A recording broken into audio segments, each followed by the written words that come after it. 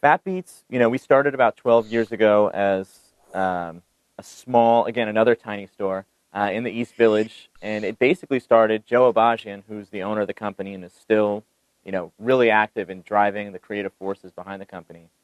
He was a DJ, and you have to think this is the mid-'90s when vinyl had really taken it, really plummeted, and it was just kind of off everybody's radar.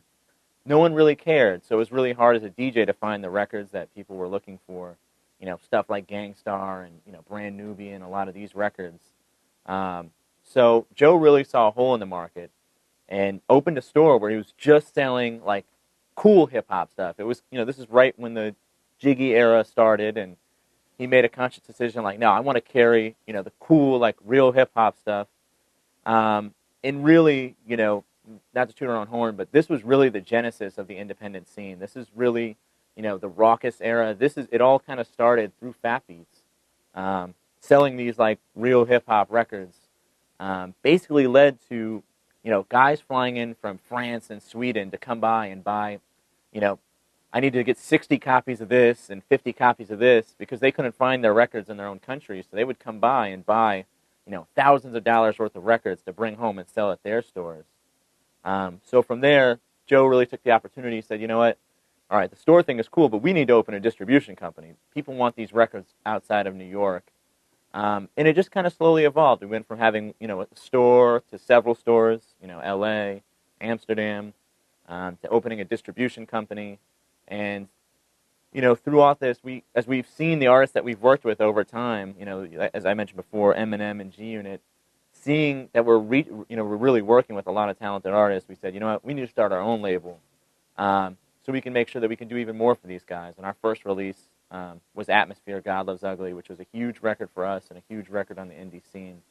And, really, for us, was a great record to launch our label with. The way we pick our records in our retail stores is, it started out a really narrow focus, again, of just this indie, tight-knit thing. However, as it's gone on, we've tried to expand on that. Really, the way we choose our records now is we're just trying to choose every record that is credible and DJs want to play or hip-hop fans want to buy.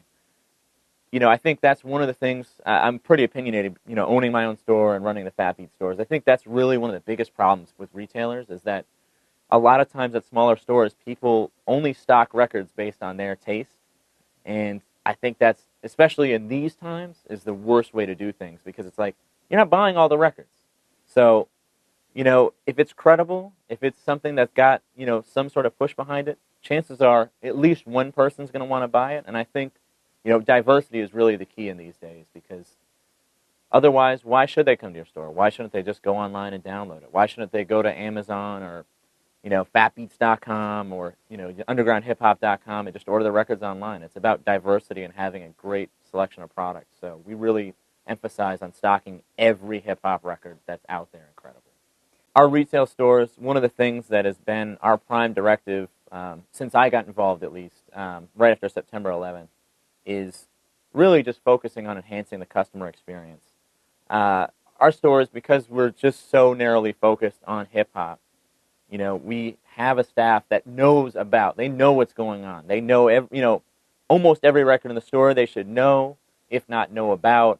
And if not, they'll play it for you and talk to you about it and find somebody that does. And I think that's great. You can go to Tower and, nobody's going to be able to tell you this guy's record is this and you need to get this. Or, you know what?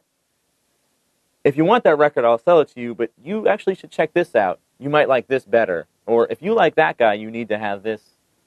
And I think that really helps. I'm sick of going to records. I've been a DJ for years, and I hate that cool kid club mentality of like going to a store and getting treated like a jerk. And I think that's really common also at smaller indie retailers. And we try to do the opposite and make it as friendly as possible, make it so that we can help people as much as possible instead of like turning our nose, thumbing our nose to you, if we don't know you kind of thing. And I think that is a key element to what we do.